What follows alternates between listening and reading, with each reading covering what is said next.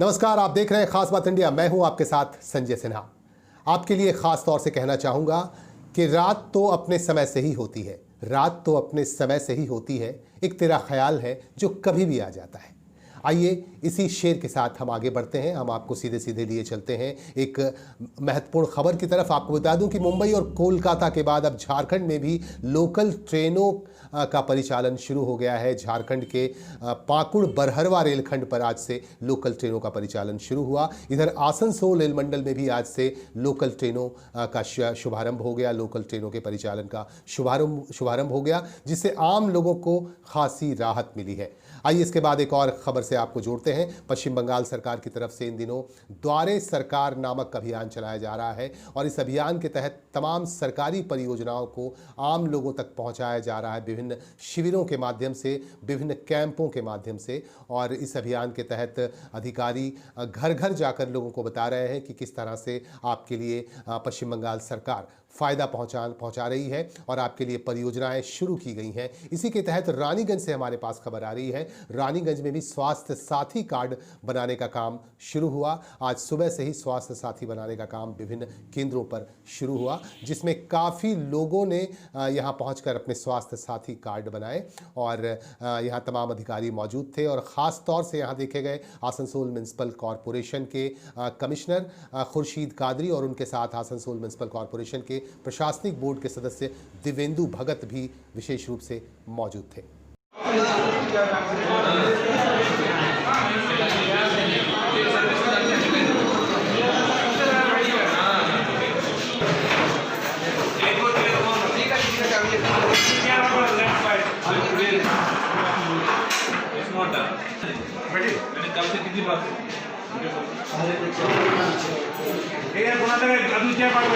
मंडल की काउंटर खोला হয়েছে। আপনি জানেন কি গভর্নমেন্ট অফ ওয়েস্ট বেঙ্গল একটা ইনিশিয়েটিভ লঞ্চ করেছে দুয়ারে সরকার। সে নিয়ে আমাদের 11 স্কিমস আছে, এর মধ্যে আছে।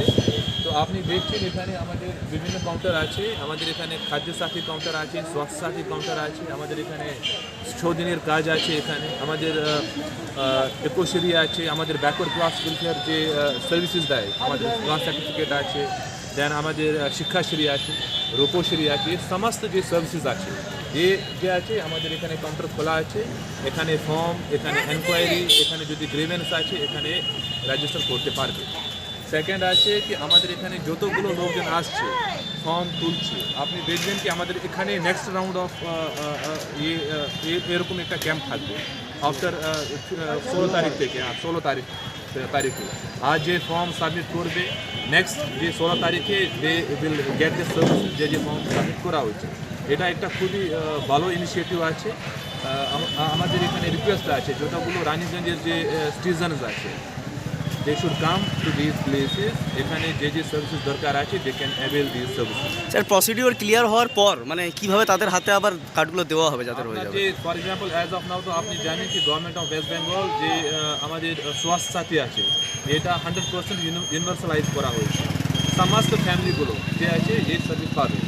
আজকে আমাদের বেসিক্যালি এখানে যে ফর্ম জমা করবে প্লাস যদি জমা করবে না ফর্ম নেবে, ওটা ফর্ম ফিল আপ করার পর এখানে জমা করবে। এই জমা করার পর আমাদের একটা সফটওয়্যার আছে, ওখানে এটা রান হবে।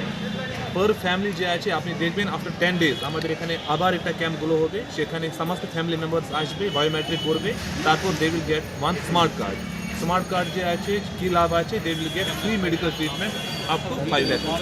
Thank you sir. समस्त जिनिस पश्चिम बंगाल में भाजपा के राज्य अध्यक्ष दिलीप घोष ने एक और बयान दे डाला है। इस बयान के बाद काफ़ी प्रतिक्रिया हो रही है। दिलीप घोष ने कहा अपने बयान में कि बंगाल के विकास में बंगालियों से ज़्यादा बाहरियों का योगदान है। इस तरह की बात दिलीप घोष ने कही। इसके बाद तृणमूल कांग्रेस की तरफ से जो बयान आया, जो पलटवार किया गया, उसके मुताबिक तृणमूल कांग्रेस के नेताओं का यह कहना है कि दिलीप घोष को बंगाल के इतिहास की जानकारी नहीं है, इसलिए वह ऐसी बात कर रहे हैं। ये कहना है तृणमूल कांग्रेस के नेताओं का। यह पलटवार किया गया तृणमूल कांग्रेस की तरफ से। उन्होंने कहा कि दिलीप घोष यहाँ के लोगों को बांटने का काम कर रहे हैं। इस तरह की प्रतिक्रिया जाहिर की गई और भी लगातार हमें प्रतिक्रियाएं मिल रही हैं दिलीप घोष के इस बयान को लेकर। हम आप तक पहुँचाते रहेंगे। फिलहाल आप हमारे साथ बने रहें। आइए हम आपको एक और खबर से जोड़ते हैं। आपको बता दूं कि कुल्टी में एक बड़ा हादसा होते होते बचा।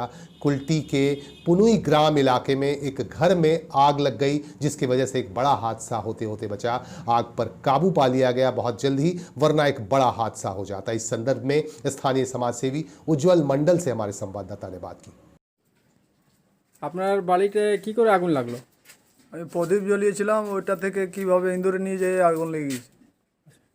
কখন হয়েছে এটা ঘটনা? 5:30টার সময়। 5:30 কি বিকালে সকালে? বিকালে। আর কালকে 5:30 বিকালে? হ্যাঁ। তাহলে ফির যে আগুন লাগলো, তাহলে কি করে আপনি বুঝলেন কি আগুন লেগেছে? আমি ওই বাইরে বসছিলাম, এক ব্যাগ দেখছি আলো আসছে, তার জন্য দৌড়ে এলাম, আর বাঁচাতে পারলাম না। সব কিছু জ্বলে আমার পুড়ে ছাই হয়ে গেছে।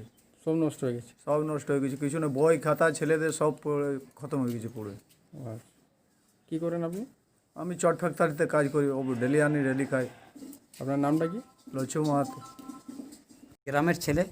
এটা কুলটি মিউনিসিপ্যালিটির আন্ডারে 62 নম্বর ওয়ার্ডের মধ্যে পড়ে, পনুরি গ্রাম, রায়পাড়া।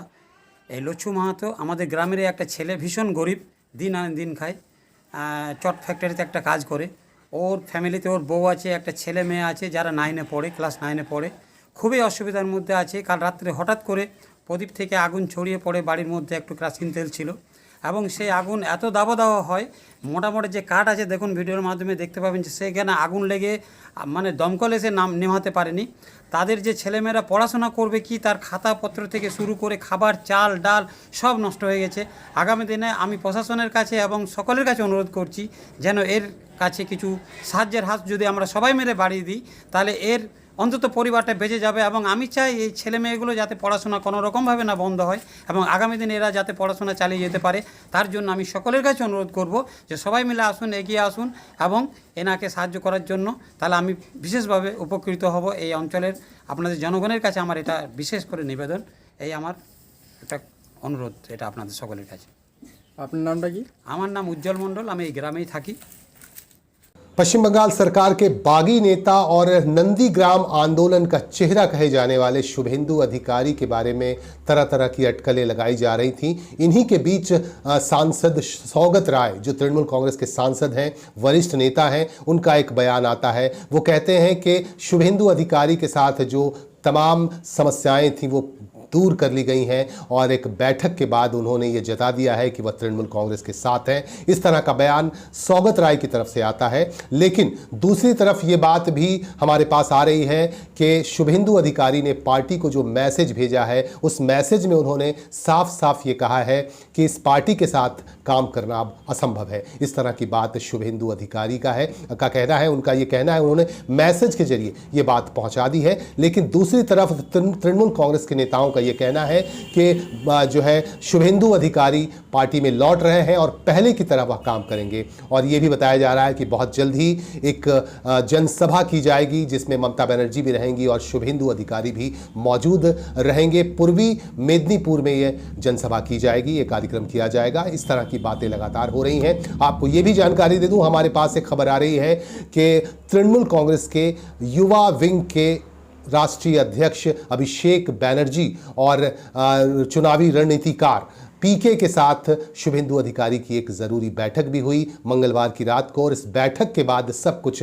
साफ हो गया, क्लियर हो गया, और ये बात कही गई शुभेंदु अधिकारी की तरफ से कि वो जल्द ही पार्टी में लौटेंगे। लेकिन दूसरी तरफ ये बात भी आ रही है कि शुभेंदु अधिकारी ने जो मैसेज किया है पार्टी को, उसमें उन्होंने साफ साफ लिख दिया है कि वो इस पार्टी के साथ काम नहीं कर पाएंगे और इस पार्टी के साथ काम करना असंभव है। अब देखना यह है कि इसमें कितनी सच्चाई है और शुभेंदु अधिकारी की तरफ से किस तरह की जो है शुरुआत होती है, वो किस तरह से अगर पार्टी में लौटते हैं तो उनके तरफ से किस तरह का बयान आता है। लेकिन अभी तक खामोशी अख्तियार किए बैठे हैं शुभेंदु अधिकारी, तरह तरह की बातें हो रही हैं इसे लेकर। बहरहाल हम इस संदर्भ में आपको बताते रहेंगे, आप हमारे साथ बने रहें, लगातार हम आपको जानकारी देते रहेंगे। हमारे संवाददाता ने कुल्टी से खबर भेजी है। कुल्टी से हमारे संवाददाता वसीम खान ने तृणमूल कांग्रेस के माइनॉरिटी सेल के ब्लॉक प्रेसिडेंट अमजद अंसारी के साथ बातचीत की विभिन्न मुद्दों को लेकर, और आइए हम जानते हैं कि उन्होंने किस तरह की बात की और अमजद अंसारी ने क्या कहा। अमजद अंसारी जी को, अमजद अंसारी जी से बात कर रहे हैं। अमजद भाई, सबसे पहले आपका स्वागत और मुबारकबाद। आपको नया पोस्ट मिला है, कुल्टी ब्लॉक मैनेजर का प्रेसिडेंट आपको बनाया गया, इससे हम लोगों को मुबारकबाद। आपको मुस्लिम माइनॉरिटी ब्लॉक का प्रेसिडेंट बनाया गया है, बहुत बड़ा एक पोस्ट मिला है, जिम्मेदारी आपकी बढ़ चुकी है। आपको इसमें कैसा महसूस हो रहा है? अस्सलाम वालेकुम, शुक्रिया आपका। मैं शुक्रिया अदा करना चाहता हूँ सैयद अफरोज भाई का, जिन्होंने मुझे इस लायक समझा, इस काबिल समझा कि मैं इस भार को निभा सकूँ। और कुल्टी ब्लॉक का जो भार दिया गया है, इसको मैं पूरे तहे दिल से निभाने का कोशिश करूँगा। हर जगह जाकर, पाड़ा पाड़ा जाकर, बूथ लेवल में मीटिंग करके सबको मैं एकजुट करके इस कार्य को मैं निभाऊँ। अमजद भाई, जैसा कि आप देखा कि इतना बड़ा पद आपको मिला, कुल्टी माइनॉरिटी के आपको ब्लॉक प्रेसिडेंट बनाया गया, तो लोग जो है काफ़ी उत्साह में, काफ़ी खुश हैं कि माइनॉरिटी से अमजद भाई को बनाया गया है ब्लॉक प्रेसिडेंट। जिम्मेदारी कहीं ना कहीं आपकी ज़्यादा बढ़ चुकी है, तो माइनॉरिटी के लिए खास करके आपने सोचा है? जिम्मेदारी तो बेशक बहुत ज़्यादा बढ़ चुकी है, क्योंकि हम लोग कुल्टी में बहुत सारा माइनॉरिटीज़ का जो काम है पेंडिंग है। एजुकेशन के हवाले से बहुत ऐसा चीज़ है जो हम लोग को सही से जानकारी भी नहीं है, और यहाँ तक हम लोग को कुछ मदद भी नहीं मिली। मगर मैं पूरा कोशिश करूँगा कि यहाँ तक के ऊपर महल में बात करके सैयद अफरोज भाई से, मंत्री साहब से और नूरुल इस्लाम साहब से बात करके मैं कोशिश करूँगा ये सबको हल करने। आने वाले 8 दिसंबर को पश्चिम बंगाल की मुख्यमंत्री ममता बनर्जी आसनसोल आ रही हैं विजिट पर। आसनसोल में वह प्रशासनिक बैठक में हिस्सा लेंगी। इस तरह की बात पश्चिम बंगाल जिले के जिलाधिकारी पूर्णेंदु माजी ने मीडिया को बताया। उन्होंने कहा कि मुख्यमंत्री यहां प्रशासन के तमाम अधिकारियों के साथ बैठेंगी, उनके साथ मीटिंग करेंगी और समीक्षात्मक बैठक होगी। वह रिपोर्ट भी लेंगी, विकास कार्यों का जायजा भी लेंगी। इस तरह की बात कही गई है जिलाधिकारी की तरफ से। और इसे लेकर आज एक उच्च स्तरीय बैठक भी हुई, जिसमें तमाम प्रशासनिक अधिकारी मौजूद थे। इसकी अध्यक्षता कर रहे थे पूर्णेंदु माजी, जो जिलाधिकारी हैं पश्चिम बर्धमान जिले के। और आपको एक बार फिर से बता दूं कि 8 दिसंबर को प्रदेश की मुख्यमंत्री ममता बनर्जी आसनसोल आ रही हैं।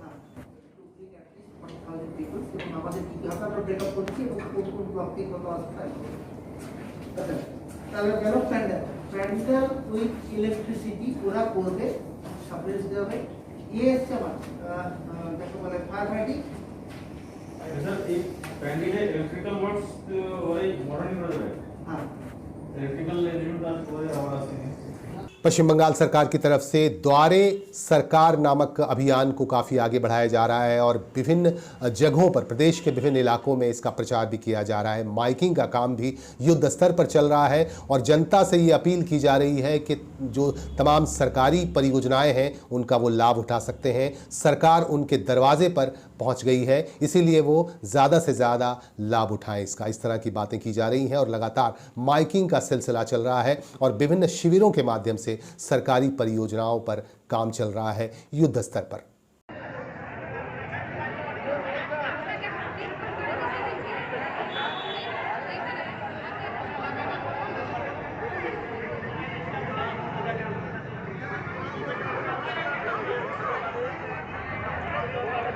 और इन्हीं बातों के साथ हम लेंगे आपसे विदा। आप हमारे साथ बने रहें और अपनी बातें हम तक पहुंचाते रहें। हम आपकी बातों को जनता तक पहुंचाएंगे, जन जन तक पहुंचाएंगे। नमस्कार।